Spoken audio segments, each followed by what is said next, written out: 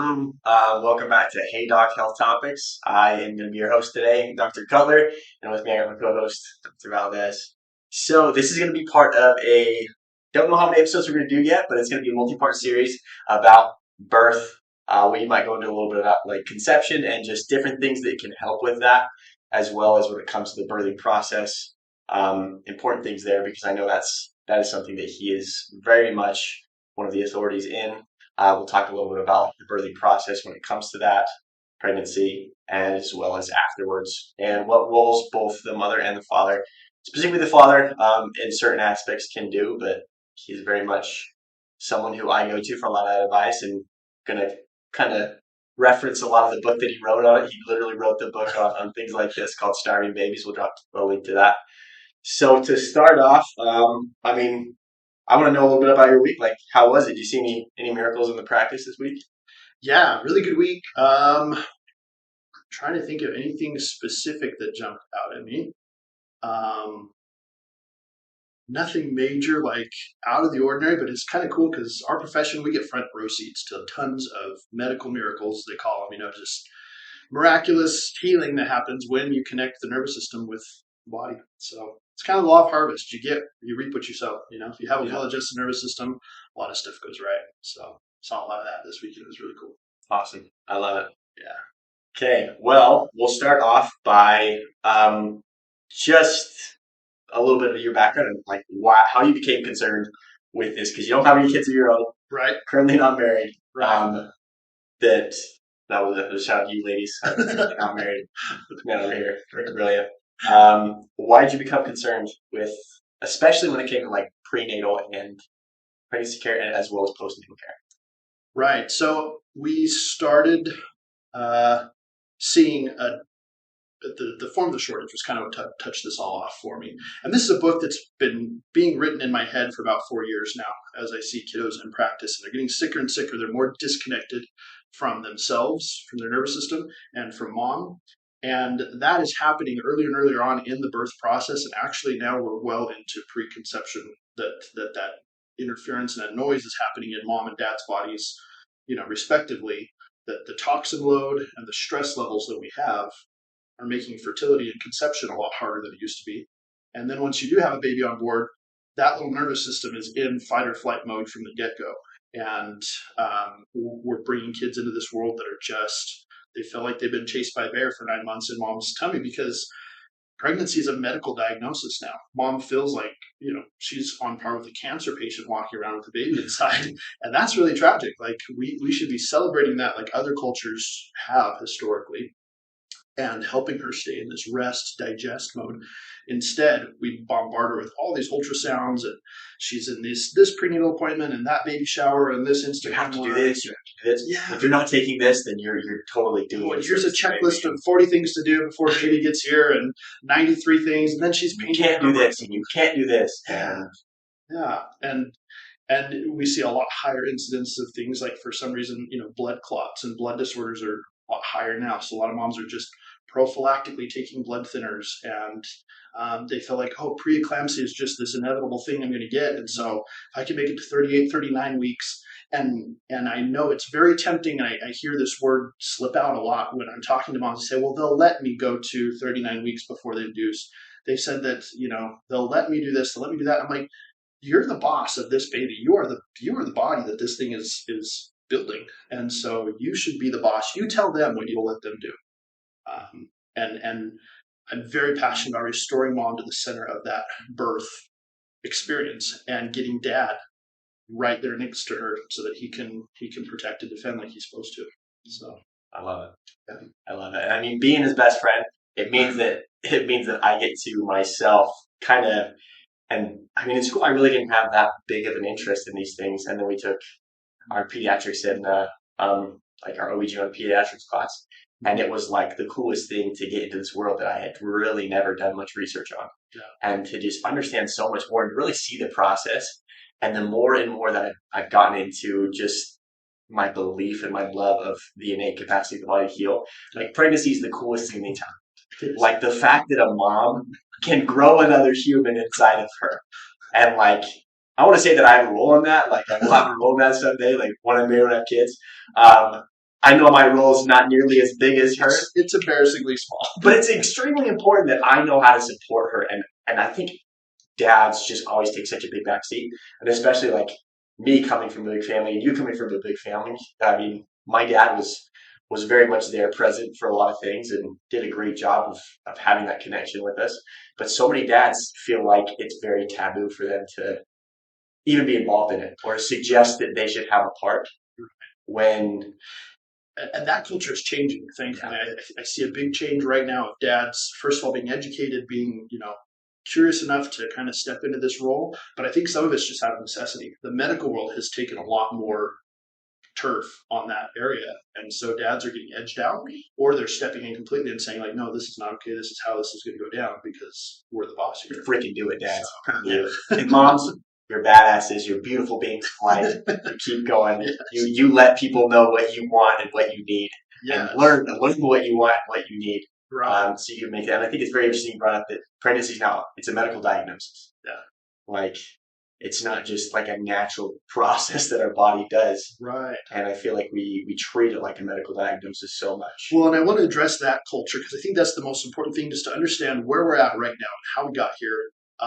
Because we live in the heart of Utah. You can't swing a dead cat by the tail without hitting a pregnant mom right now. Yeah. And they're all out walking, cute little baby bumps all over the You park. also can't swing a dead cat without hitting like an infertility. That's true too. Which is, I mean, obviously one of them is working like they're supposed to because we have all these pregnant mamas walking around getting some sunshine and stuff, and I love to see that.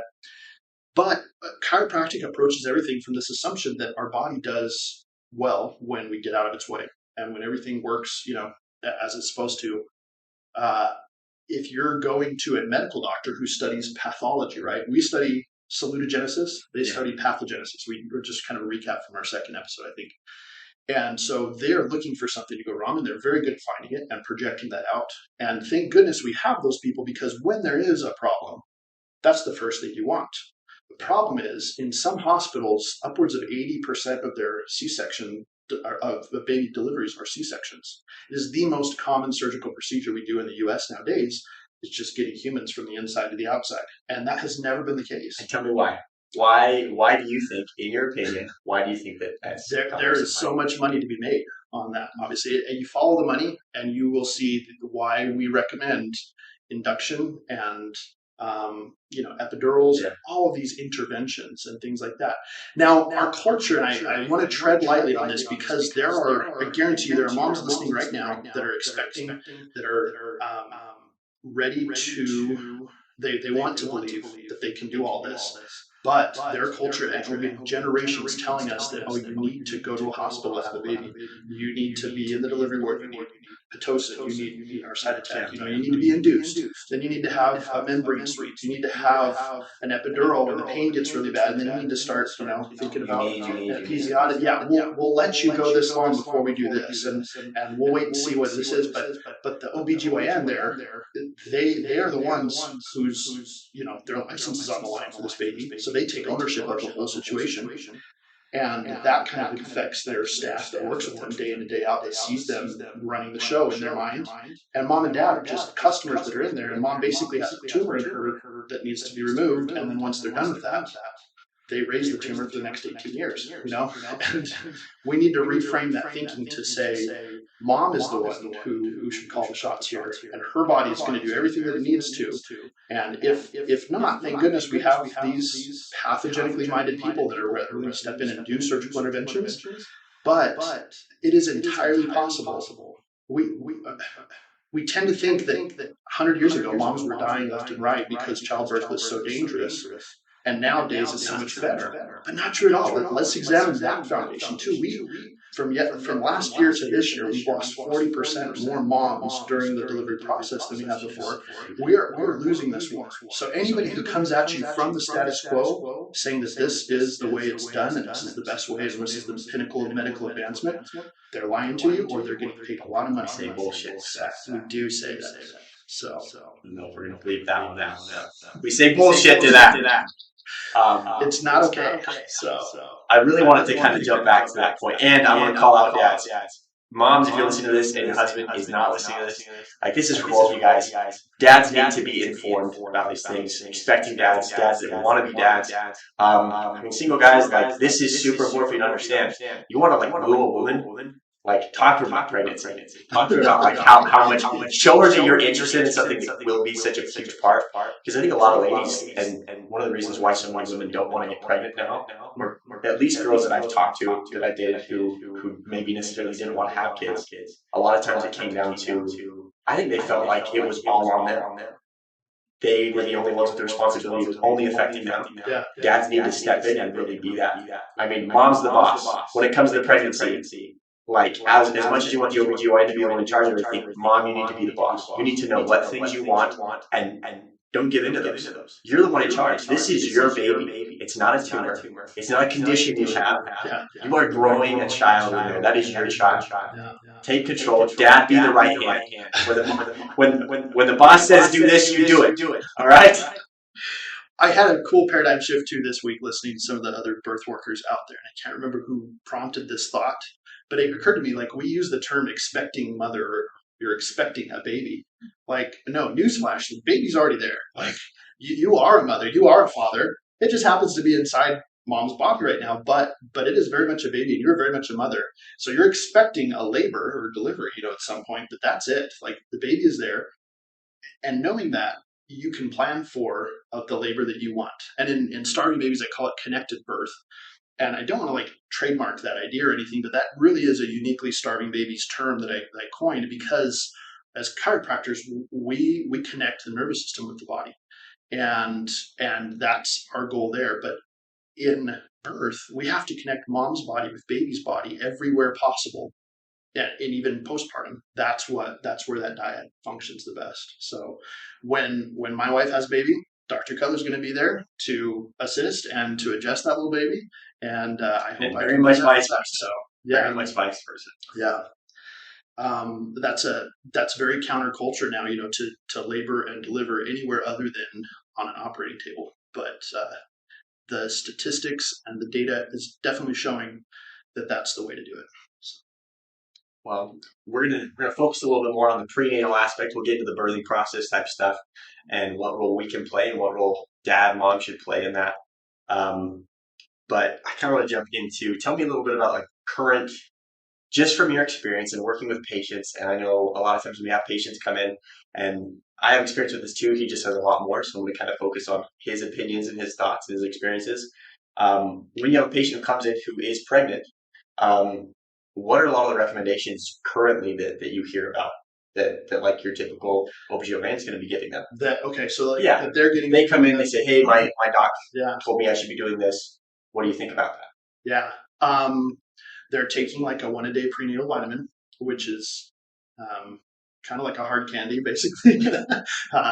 They're a lot of them are either on some form of bed rest or light exercise, modified exercise very early on in pregnancy. You can still be doing resistance training, gentle aerobic. We'll get to that, eventually. But I'll never forget when I was in high school. I remember one of our next door neighbors, she was expecting it. It seemed like she was always pregnant with some child or another.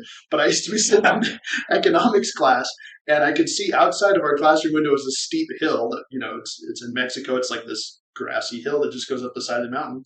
And that saint of a woman, every day she would be doing climbs up and down that hill and like stair stepping. She'd do backwards, she'd do sideways walks and things like that. She birthed the healthiest babies I've ever seen in my life.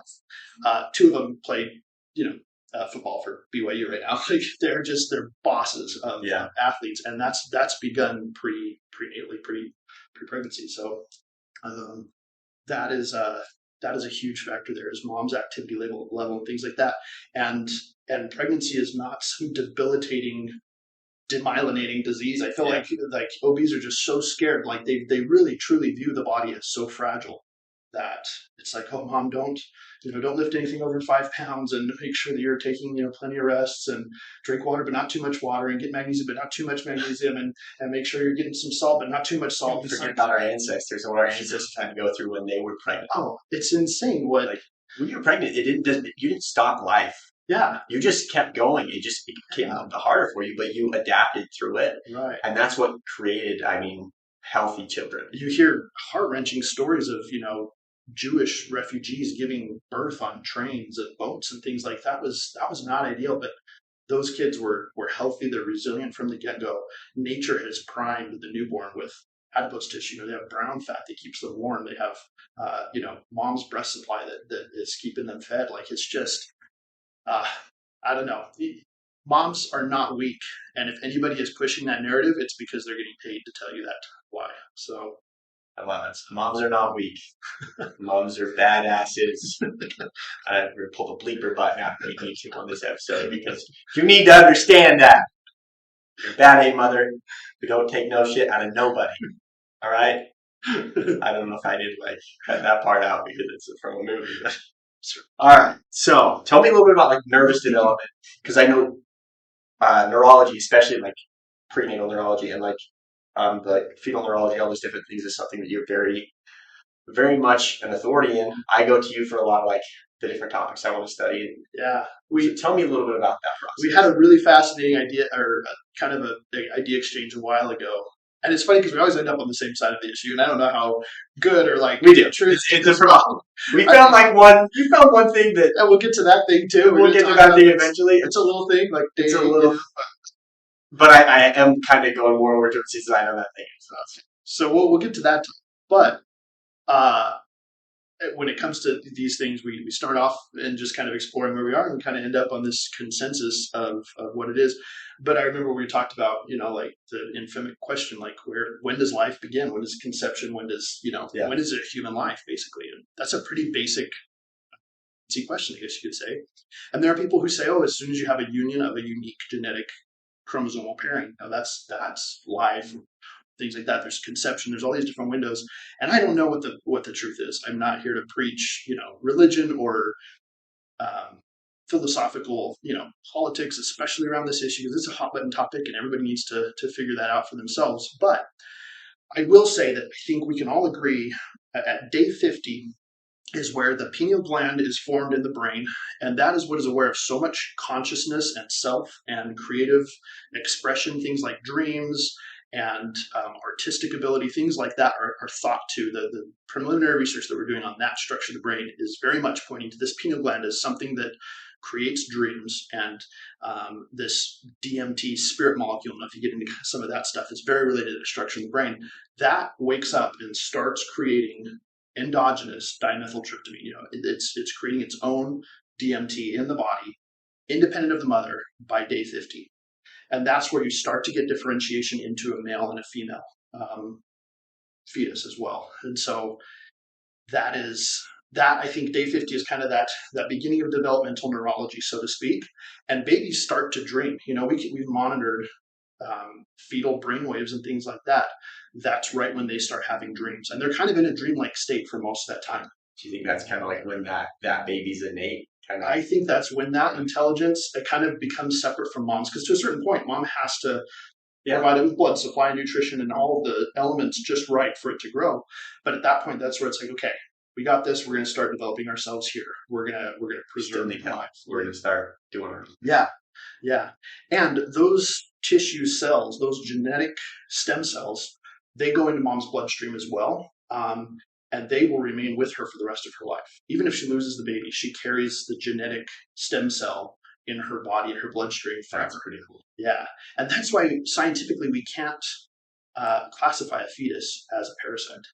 It is a symbiotic relationship. It's mom and baby helping each other out, because those stem cells that the baby makes, they've been known to repair tissues and organs in mom's body that it's growing in the baby's body as well. So it's very much a 50-50 give and take. And that's why the narrative today is so much against innate intelligence. And as a chiropractor, I don't know how you could see it any other way. It is a completely self-contained system that's formed. It's a person. It doesn't matter what religion you are, what your views on things like that.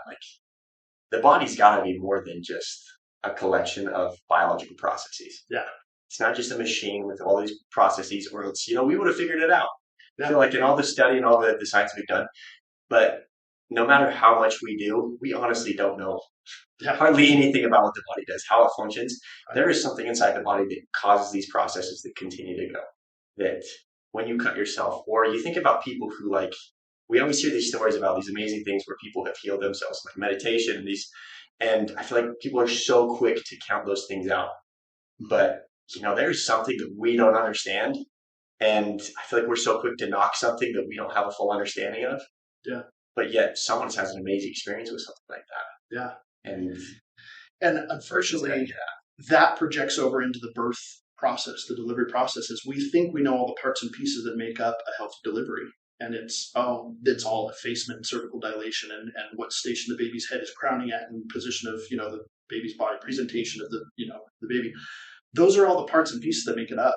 But the birth experience overall can and should be something sacred and spiritual, because that is something that will forever change those parents, and it changes us as birth workers. If you've ever been present for a birth, when that new life comes, we're on the other end of life, when somebody leaves the world and there's death, that experience definitely stays with you, and forever afterwards. You have to acknowledge that there's something beyond just the parts and pieces that make that up. There's an intelligence there that is organizing things, and when that intelligence is gone, it's just stuff. It's just parts and pieces that are there. We dissected a lot of that stuff when we were in school. And so very different from how our culture views the medicalization of birth.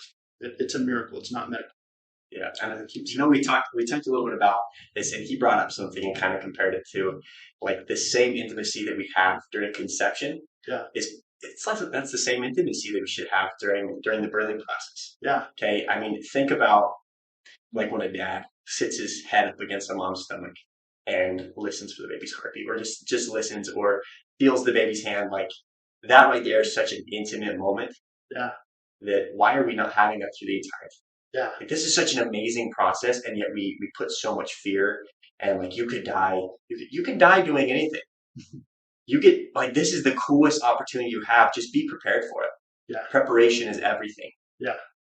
And I love watching either home births or birth center births, or even baby-friendly hospitals that allow this type of thing. If dad is there to catch the baby, or mom catches her own child there, the first contact that baby has with the outside world, like that has to be some kind of a connection or a spiritual, that's something sacred. And a lot of times they're falling into gloved hands or trays and things like that. That it's very sterile. And then you think of it, and you're pulled out of this warm, living environment, and you're put on this stainless steel scale. You're weighed. You're under these fluorescent lights. You're wheeled around on these carts with a bunch of strangers and noises and things. You're off and everything. Yeah, and you're dried off. Your heel is poked for a blood test. You're like fingerprinted or heel printed, and like the system is just so hungry for these new little offerings to come into it that there's nothing left of that sacred intimacy that should be between a husband and wife, and that same love can have such expression in the birthing process. If mom is not drugged up, if baby's not hauled away, if dad is in that room and not in some waiting room somewhere, there's just so much of it that I can't believe we're not more outraged about.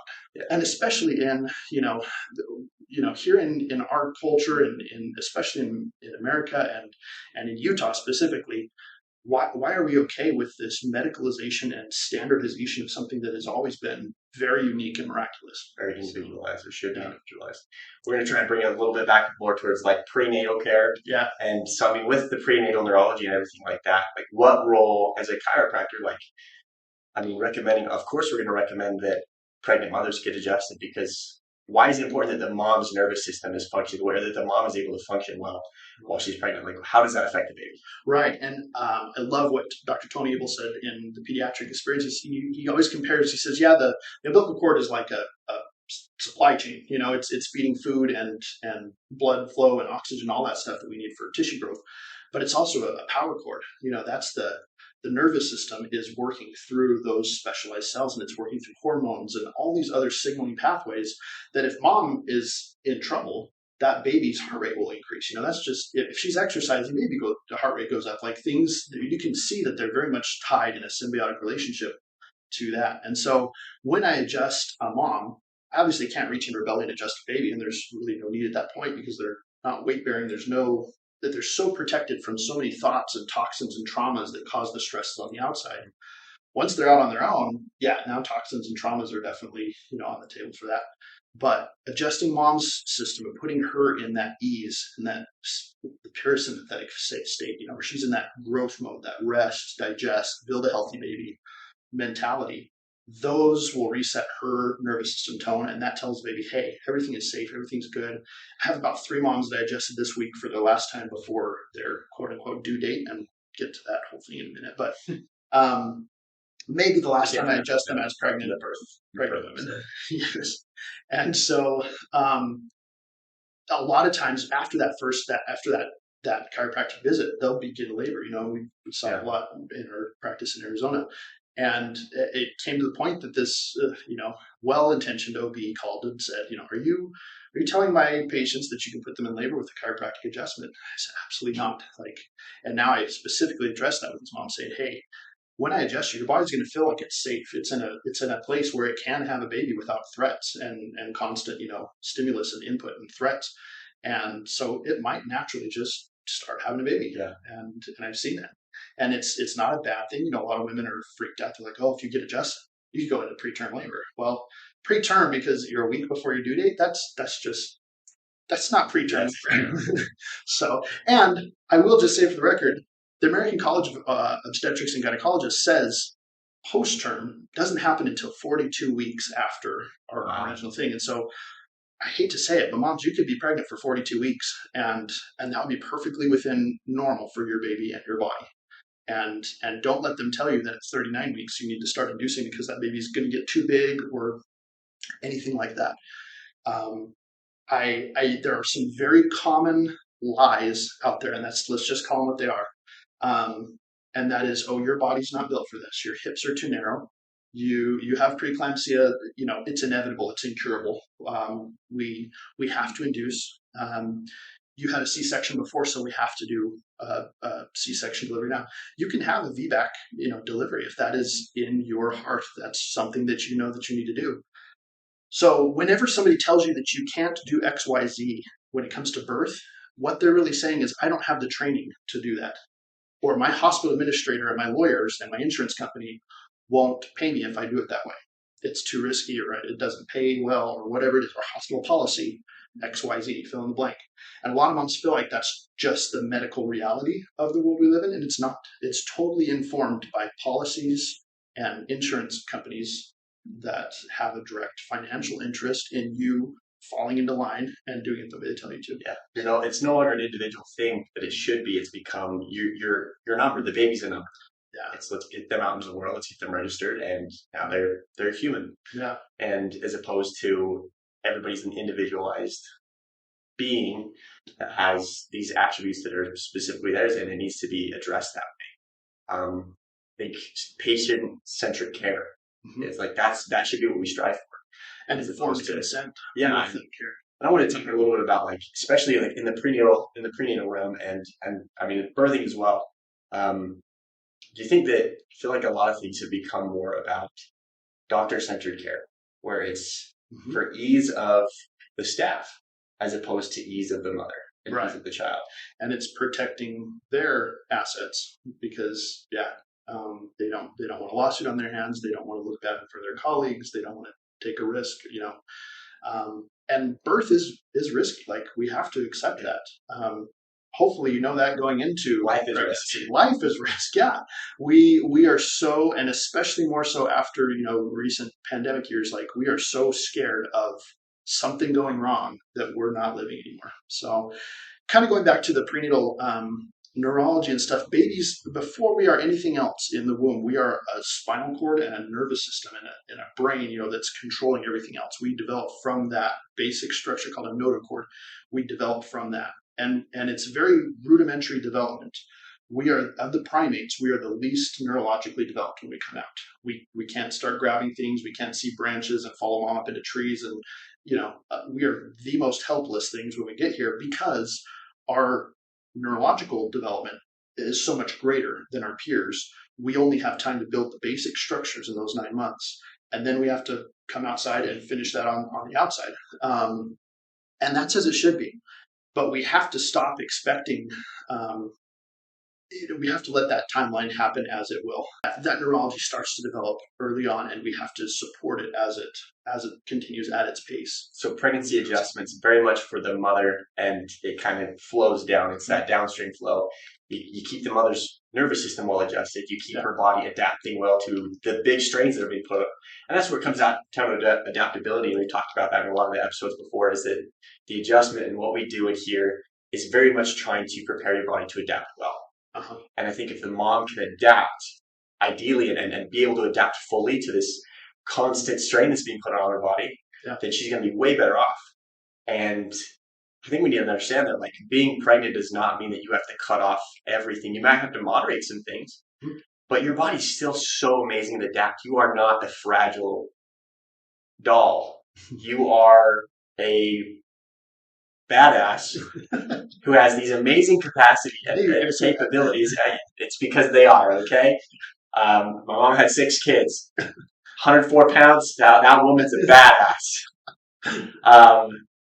So, I mean, it's things like that where we don't give our bodies near enough credit for how well they're able to handle these things. Well, and in school, in OBG classes, we kind of have this idea that there's this like thin film of skin right around this like ticking time bomb inside there. You don't want to push on that or be anywhere near. No, if you understand your anatomy and what's protecting that thing there, moms are just incredibly resilient. And at first, I didn't want to work with this population because I was so scared of something going wrong. Very fragile, slow moving, like, oh, I have to have soft music on in my office all the time and stuff like that. No way. Moms, don't waddle in with 6 kids in tow and like half of them aren't even theirs. And they'll like, play here at the table and I'm adjusted. They get up and yell at 3 of them and then they drag the rest of them out. And it's just like, man, that is the coolest thing. Yeah. What do you tell people when they ask you why you adjust babies? Or how you adjust them? What's that experience been like for you? I mean, adjusting babies or adjusting we'll talk a little bit more about adjusting like prenatally right now. We'll kind of get into the pediatric care a little bit in one of the later episodes. Yeah. But specifically when it comes to prenatal, like mothers getting adjusted, it is very different. You need to understand that if you're a chiropractor, if you go in and he's like, okay, and he adjusts you like if you get adjusted like you're not like someone who wasn't pregnant gets adjusted, never go back. And I'm calling you out, chiropractors. If you're adjusting a pregnant mom like you adjust every other patient, shame on you. Get educated or send them to someone who knows what they're doing.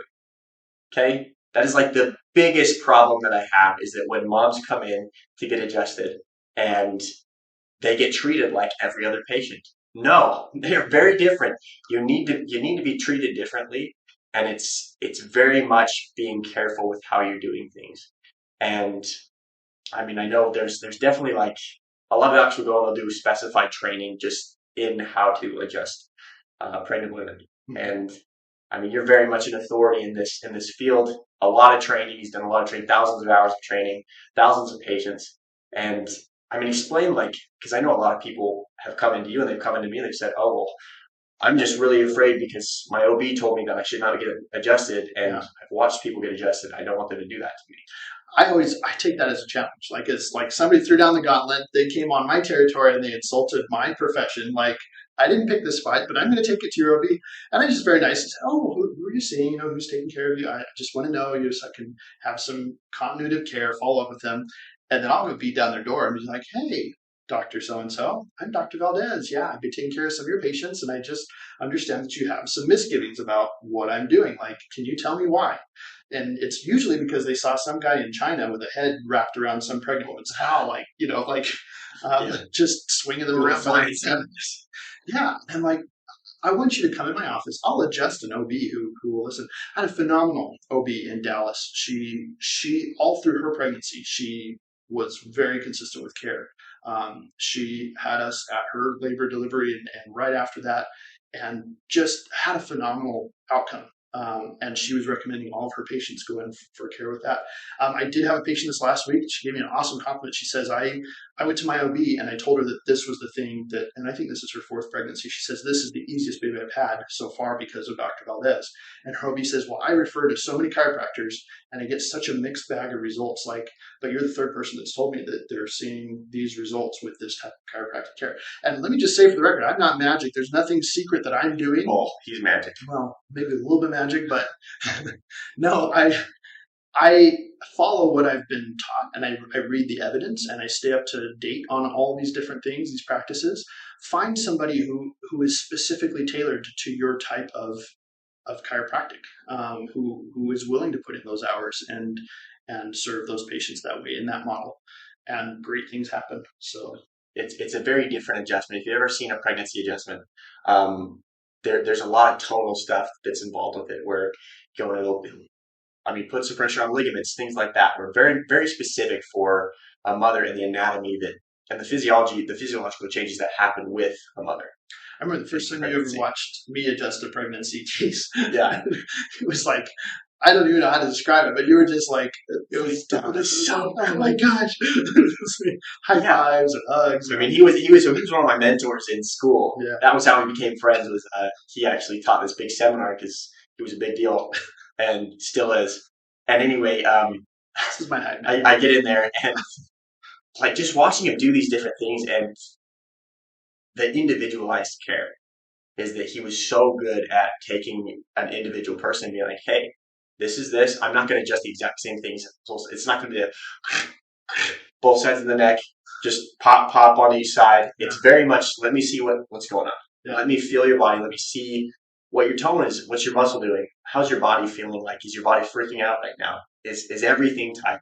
And that's going to tell me a lot about your nervous system response right now. What is the mode your nervous system is? Yeah. And I had some amazing mentors through school that really helped me. And I remember one time in a class, we had a partner that would stand against the wall, and you would just put your hands on their hips and just feel motion of their sacrum as they kind of moved through these figure eight motions. And you start to feel what that normal feels like. And after a while, and we did that for an uncomfortably long amount of time, to have your hands on somebody else's like hips, feeling that motion there. Yeah. But you start to see, okay, this is how this is supposed to feel. And so anything besides that, you start to correct that accordingly. And I had some great mentors that were very much, Dr. Mark Charette taught me the degree of specificity with which you can palpate a problem, touching and feeling where that motion is lacking. That's the degree of specificity that you can adjust that with. And so if I am 100% certain that this tailbone is not moving where it's supposed to, guess where I'm going to focus on getting movement on there. And I'm not just going to guess and hope that things get a little bit better and move a bunch of things that didn't have to along the way. So you're going to get way better results if you have someone who adjusts you specifically for you. Yeah. Specifically for what your body needs. And I think palpation is definitely the biggest determinant. And I think that's something that people don't really understand, is that it should be a very specific adjustment. Mm-hmm. And the pop is not always what we want, especially in pregnant moms. Like, you may have pops, but if someone's twisting you up and stuff, you already have different hormones that are making your ligaments more lax. Yeah. Which is you're going to have more flexibility in these things, and we don't want to be stressing those ligaments to the point where we're causing this plastic deformation. Yeah. Okay, because plastic deformation is not a good thing when it comes to ligaments.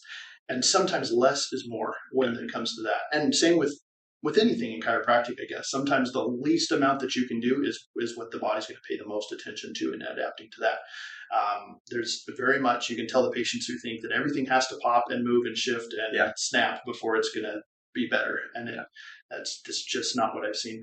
There's a lot of really good accrediting bodies. It's hard because in our profession, there's no licensing body that really has jurisdiction over everything. There's a lot of really good organizations that have done the research and they have training and stuff for chiropractors.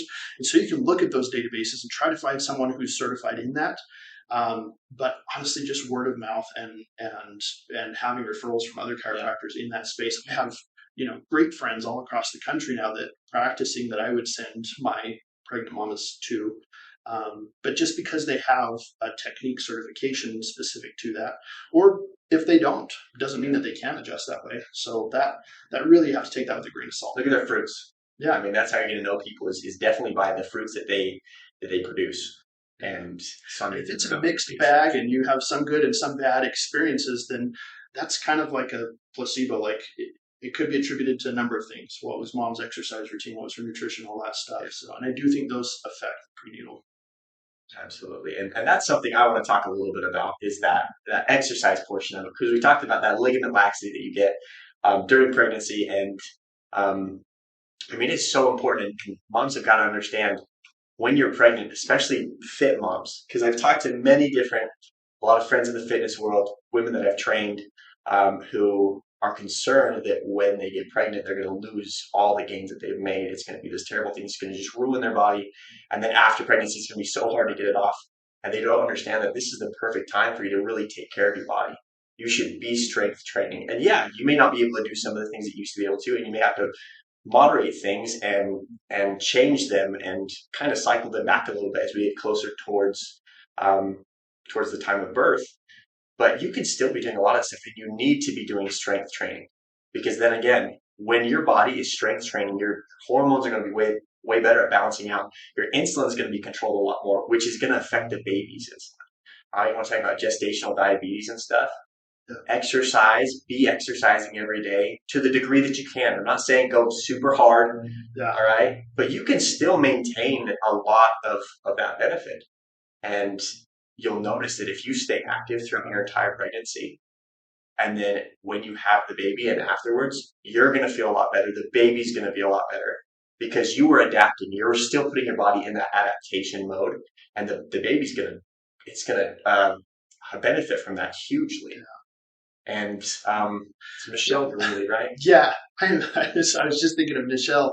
She's just been a badass mom through this whole. If you follow her on Instagram, she really practices what she preaches. You guys are like best friends at the seminar. You were just actually. I met her.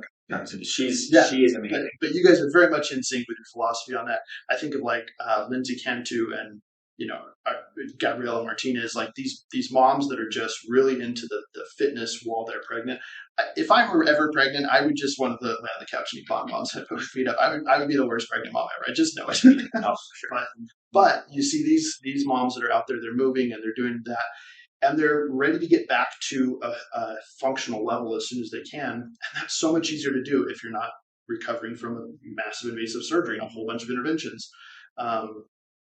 But we also have to give yourself a lot of grace, because pregnancy will forever alter the physiology of a woman's body. Nothing will be as it was. And that's okay. We have a lot of women that are trying to stay in that pre-mom phase forever.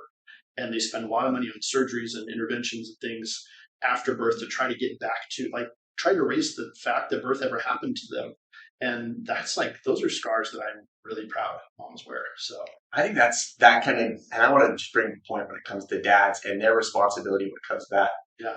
If you're involved in the whole process of that care, in that care process of this entire amazing journey you're going to be taking with your wife, if you show her how much you support her and show her that you're there for her and that you understand the changes that are going on, how hard it is for her, she's going to feel way better about it.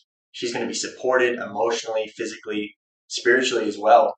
And I think so many moms are worried that when things change, their husband's not going to view them the same way. But if the husband's there with you, struggling with you, adapting with you, think about how much stronger you're going to be. Yeah. Challenges only make you a stronger couple. And there is no growth in a comfort zone, and there's no comfort in a growing zone. Yeah. You have to push those limits. And so dads, buck up. It's time for you to get involved.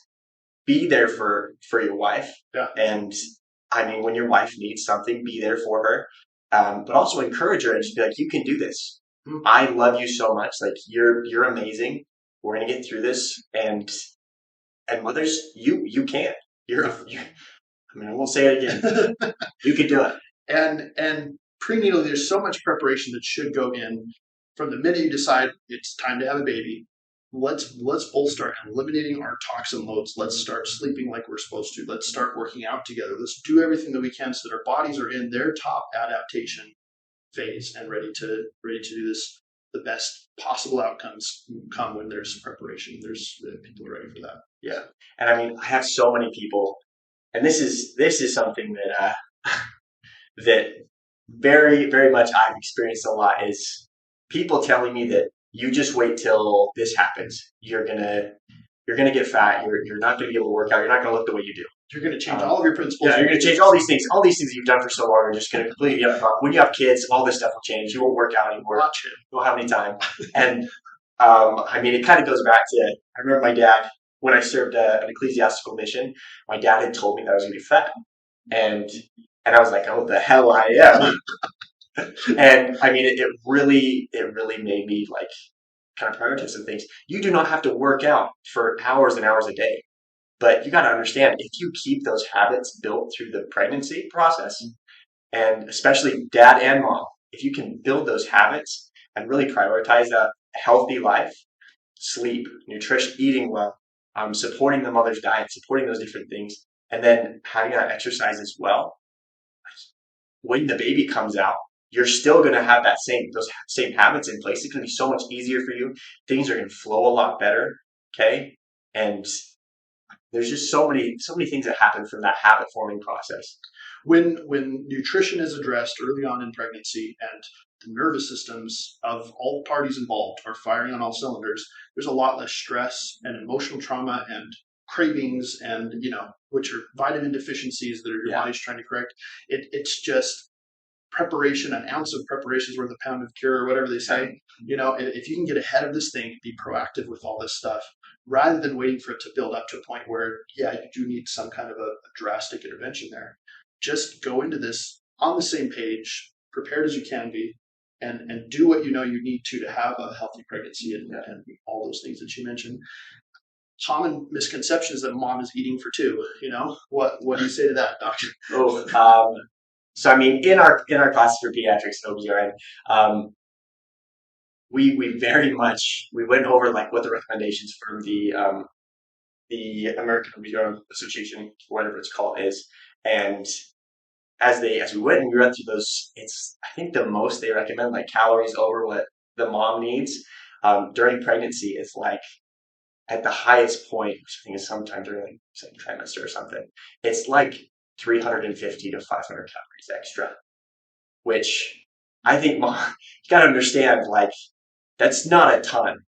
Like, that baby's not huge, and yeah, your body's going to be stressed out a little bit more. And doing exercise, you're going to burn more calories because you have more on you. And so, exercise, you will expend more, so you do need to have more calories. But that is assuming that you're not really doing much. That's just laying in bed more than your basal metabolic rate. That's how much more you need to be eating. So you're not necessarily eating for two, but that's like breathing deeply while you walk by a Cinnabon in the mall. Like that's 350 calories, like, but I mean, and I don't want to try and tell any moms like you absolutely need to. It is better to have more nutrients there for your baby than not enough. Mm-hmm. And so be sure you're getting enough. But you can still eat healthy, and yeah, you're going to have cravings for certain things. A lot of times that just means you're nutrient deficient. And a lot of times these multivitamins that we're taking, they're not regulated by anything. Yeah. When was the last time they had a third-party testing on that, on all of the multivitamins that you're given?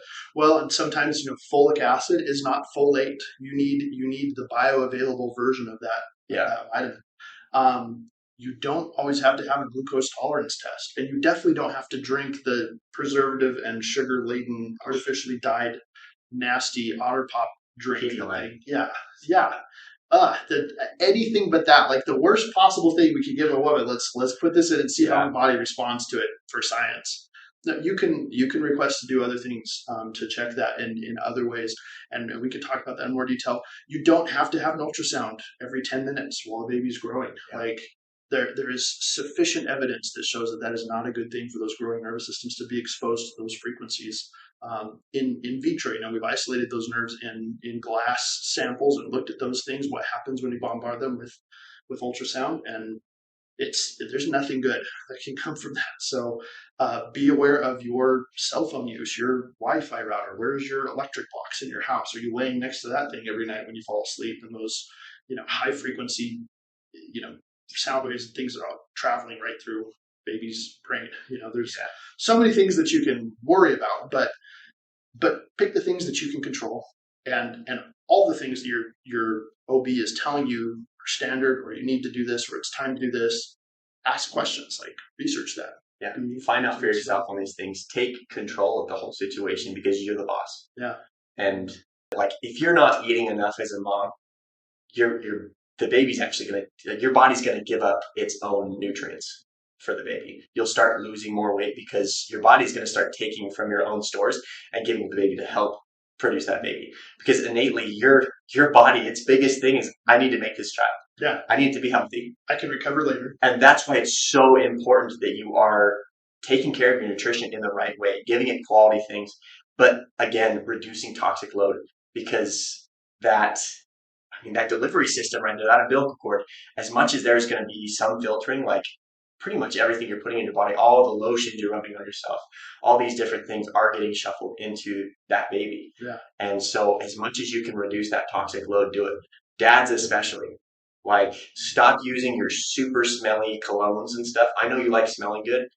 Let's address your BO some other way. Okay, there's so many other ways. Reduce the tox. Yeah, yeah. Shower. Stop using all of the garbage that you're using. And also, I mean, moms become so sensitive to smells and stuff when they're pregnant. Like, you got to understand, there's also like pheromonal activity and stuff that happens when you are eating the way you're supposed to, when you're exercising, and that will actually kind of create more of a connection there. And tell me a little bit about like hormone association, if you know anything about this, like hormone association between the mother and the father during pregnancy. Well, and before we leave the topic of toxins completely, Okay. but starting babies does address some ways that you can eliminate those. Yes, it One of does. the big ones going into pregnancy. If you plan to breastfeed on the other end, don't wait until baby's here before you start tackling that. Like that's something that we need to start looking at prenatally or preconception even. But an increasingly common toxic load that we're dealing with is something called dioxins, which if you get store-bought meats, they're usually treated with chloride or bromide. And when those burn in the presence of oxygen, they form these dioxins that your body, you eat those. And as early as day 9 after conception, there's measurable effects that they start to accumulate in breast tissue and they shut down mammary gland cell production by as much as half by day 9. And so if you're trying to establish a breast milk supply, address that first. Buy local and buy clean and know where your food is coming from, because if you're eating those types of dioxins, and they're ubiquitous, they're everywhere. It's really hard to find food that doesn't have that. But that's something you want to tackle early on if you are trying to establish a milk supply afterwards. So quality fats and proteins for sure when you're pregnant. Yeah. Like that needs to be, you need to be just really focusing on that, because if you're just getting a whole bunch of seed oils and garbage stuff like that, canola, vegetable oil, all those different things, or processed meats, or even store-bought meat that's been preserved or filled or sterilized with these non-native chemicals, buy local, buy grass-fed, grass-finished beef. Those and eat, liver, organ meats are amazing, and usually those aren't sprayed with chlorine. So, yeah, that food should be your medicine starting out. So, what was your question before that? It was a good one, but we'll kind of wrap it up for this episode. I think we've covered a lot of important things. Yeah. We'll kind of move from the prenatal stuff into end of third trimester, pre-delivery type awareness and planning for a connected birth, because that intention is about hormones between the mother and the father while she's pregnant. Yes. And that kind of connection that builds between them. Yeah. The less artificial smells you can pump into your environment, the better. And we talked a little bit about what causes those issues. Phthalates are smell neutralizers, odor neutralizers. They capture smells, and they are some of the most common body burden chemicals that we're finding. And there's about 130 of them that are showing up in babies' bloodstream before they're even delivered, because the Scentsy candles, the Febreze things, the Axe body spray, all the different colognes and deodorants and things. If it says fragrance on it or perfume, I want you to think that is something that is messing up mom's nervous system and that connection with her nose, and how that is going to help her respond to baby and baby recognize mom's scent. So the less that you can have cluttering up that communication pathway, the better. And yeah, that means throwing out processed foods and reducing your toxic load, and going to a sauna and trying to detox as much of the nasty bugs and things like that. With anything like that, or hot tubbing or things like that, you want to be careful regulating mom's body temperature. If it's a bath, you fill up a bath with hot water, mom climbs in it, the water starts to cool and the mom's body starts to heat up, but it reaches a point where it's kind of an equilibrium, and then it cools down from there. That's okay. That's healthy. When she's in a sauna or when she's in a jacuzzi that's constantly heating, she's just going to heat up and that bath water stays hot, and you never reach that equilibrium where it kind of starts cooling. And so avoid anything like that because you don't want to cook a little fried egg in there, Kind of the same cold exposure in your opinion? Not necessarily, but first of all, those heat shock proteins that non-pregnant humans chase and crave, like the dynorphins and those things. Mom's got all kinds of things like that going on in her body. She I don't think she needs that, honestly. You're a badass. You don't need more of that. So, it's just us trying to be badass. So. Awesome. Cool. Well, we'll kind of conclude that episode right there. Yeah. Is there anything else that you feel like you need to add? There's more to come. We'll get to those in other episodes, but those were great. This is the first real podcast interview I've had from, granted, my best friend who's heard me eat, sleep, and talk this for the last year, basically. Honestly, I went on a big walk this morning, and I walked 6 months, and then just listened to several of the podcasts that he's been on, he's been interviewed, and I just thought about all the questions that I wish they would ask. And I wish that people, it made me realize just how little, especially guys, know about any of these processes and any of the information, because we feel like we just can't get involved. We feel like we shouldn't have opinion. You should absolutely have an opinion, have an informed opinion, but be willing to change it and recognize that that pregnancy is not the same for everybody. It's going to be very different. You need to figure out how it's going to work the best for your wife and for you, and be there to support her, and not be afraid to say, hey, I really would, is there any way we could do this? Agree on these things. Talk about these things before you get pregnant too. Have a plan. Yeah. Yeah. So if you don't have a plan, you're part of somebody else's. And if you're just going for the doctor who's in your insurance provider or who's down the block, you're going to get that type of care, and that might not be the outcome that you want. So be intentional with this. Be aware of kind of the agendas at play here, the motivations of each party. And we want to help you be proactive and plan for the type of birth that you want. Otherwise, you're going to get the type of birth that you get, and that's not always what everybody hopes. So anyway, stay strong, mamas. You guys are awesome. Thanks so much for your time.